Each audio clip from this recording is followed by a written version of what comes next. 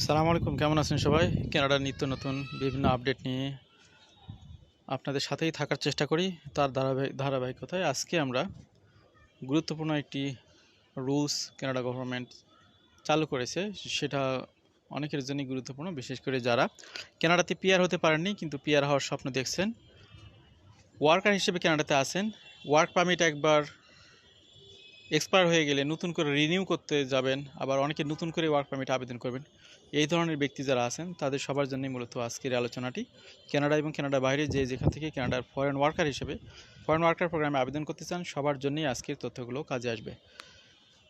New LMI rules, double advertising period and require employers to target youth. এখানে ভালো করে খেয়াল করুন, কানাডাতে কোনো এমপ্লয়ার যদি কানাডার নন সিটিজেন বা পিআর হোল্ডার এই দুই ক্যাটাগরির বাইরে অন্য কোনো ফরেন ওয়ার্কারকে এখানে হায়ার করতে চায়, অর্থাৎ কানাডার সিটিজেনও না পিআর হোল্ডারও না, এরকম ব্যক্তি সবাই কিন্তু কানাডাতে ফরেন ওয়ার্কার হিসেবে আইডেন্টিফাইড। এই ধরনের কোনো ব্যক্তি যদি কানাডাতে জব নিতে চায়, তাহলে তাদেরকে জব দেওয়ার ক্ষেত্রে এমপ্লয়ারদের যেটা করতে হয় যে আগে 4 সপ্তাহ বা 1 মাস এখানে অ্যাডভার্টাইজমেন্ট দিতে হতো। অ্যাডভার্টাইজমেন্ট দিয়ে যদি কানাডিয়ান সিটিজেন বা পিআর হোল্ডারকে না পাওয়া যেত, তাহলে শুধুমাত্র সেই জবগুলোর জন্য তারা ফরেন ওয়ার্কারদেরকে জব দিতে পারতো, হায়ার করতে পারতো, বা সেটার জন্যে লেবার মার্কেট ইম্প্যাক্ট অ্যাসেসমেন্টের প্রসেসিংটা শুরু করতে পারতো। তো কানাডা গভর্নমেন্ট তাদের নিজস্ব আনএমপ্লয়মেন্ট রেটকে দূর করার জন্যে এই সময়টাকে বাড়িয়ে দ্বিগুণ করে দিয়েছে। এছাড়া আনুষঙ্গিক কিছু বিষয় আছে যেগুলো নিয়ে মূলত আজকে আমরা কথা বলবো। তো এমপ্লয়ারদের এখন অবশ্যই রিক্রুটমেন্টের ক্ষেত্রে প্রায়োরিটি দিতে হবে ইয়ুথ সেক্টরকে। যারা যুবক, তাদের বিশেষ করে কানাডিয়ান যুবকদের মধ্যে 30 বছর পর্যন্ত যারা আছে, কারণ আপনারা জানেন যে পড়াশোনা শেষ করে একদম ফ্রেশ থাকে কিন্তু যুবকরাই, সেই সময় তাদের জব পাওয়ার ক্ষেত্রে অনেকেই প্রতিবন্ধকতার মধ্যে পড়ে। এই জন্যে এই ইয়ুথ সেক্টরকে সর্বাধিক প্রায়োরিটি দিতে বলা হচ্ছে এমপ্লয়ারদেরকে, এরপরে আপনার অন্যান্য কানাডিয়ানদেরকে, তারপরে ফরেন ওয়ার্কার হিসেবে যারা থাকবে সেই ব্যক্তিদেরকে হায়ার করার ব্যাপারে তারা এখানে সুবিধা দিবে বা দিতে চায়।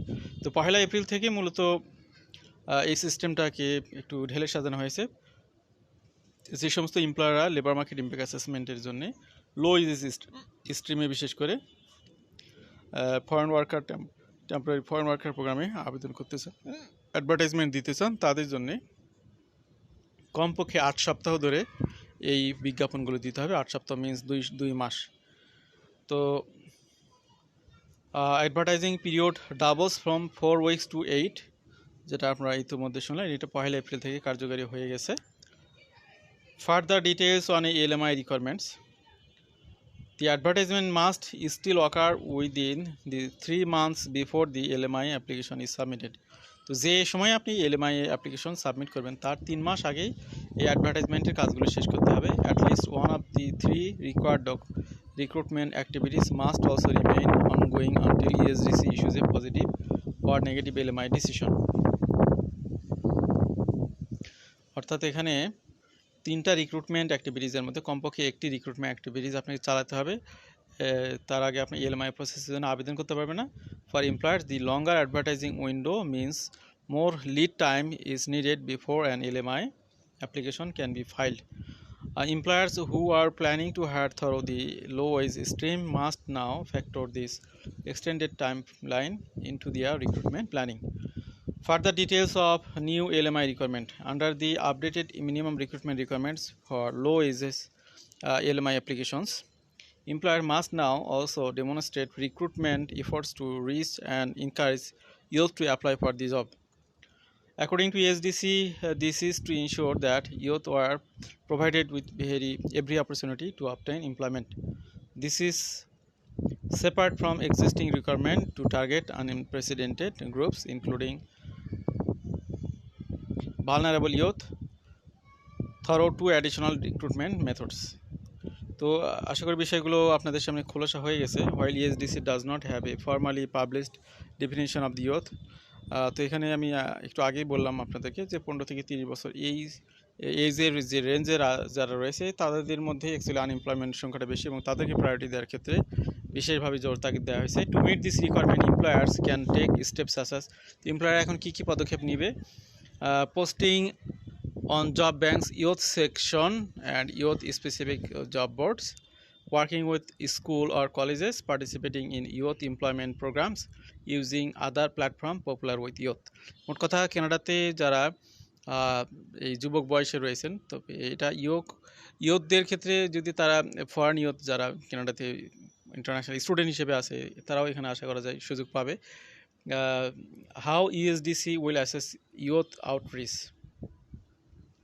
Alongside the new requirement, ESDC has also added targeted outreach to youth as an acceptable method of recruitment. The government lists 5 specific activities that can count toward this.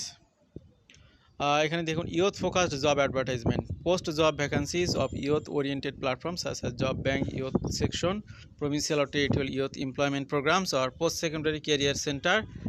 Job ad should clearly encourage youth to apply.